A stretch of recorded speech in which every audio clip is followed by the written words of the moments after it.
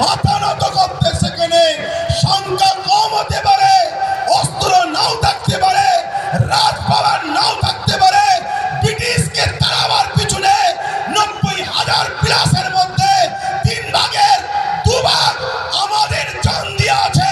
British কিভাবে তাড়াতে হয়েছে ওটা আমরা খুব ভালোভাবে জানি। তাই সাদা এবারে কালো ঝান্ডাকে তাড়াবো। আমাদের ঘরে জানতে হবে ওয়াকফটা কি, এটা জানতে হবে।